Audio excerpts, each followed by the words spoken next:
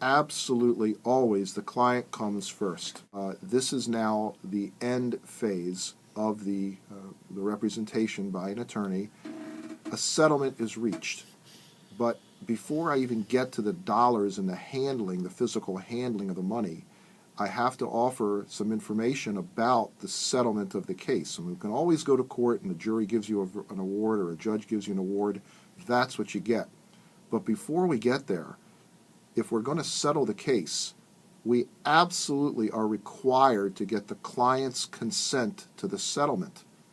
And I have, unfortunately, over the years, had some clients come in and say they want to fire their first lawyer or they want me to sue their first lawyer because the lawyer accepted a settlement without their permission. And what can I, if anything, do about it? Well, in my office, what I do, I have a letter that I actually send to the client in advance of any discussion of settlement with the insurance company, and I tell the client, look, Mr. and Miss Client, I think your case is worth X dollars. Let me just put a number on that for purposes of our discussion here this morning. Let's say I think their case is worth $10,000. In my letter, I tell them that in order to get the $10,000, I'm going to tell the insurance company I want 21 or 22 or 23,000, and that leaves room for me to negotiate.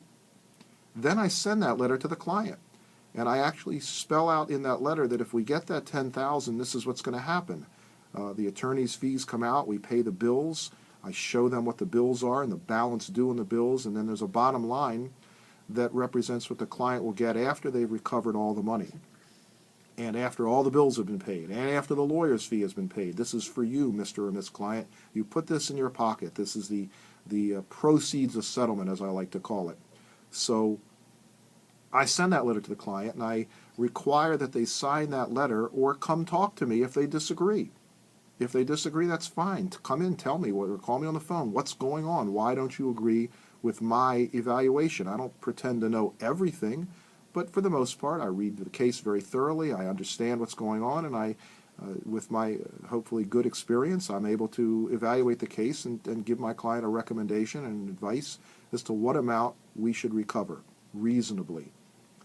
So if a client objects, they call me. They come in, they say, hey, look, this is that, this is this, and they give me some information, and sometimes I change my evaluation. But before I go to the insurance company, I get their signature. So now I send that letter to the insurance company for $23,000, and I tell them, that I want to negotiate with them. I'm not absolutely stuck on 23, and they make an offer, and we go back and forth.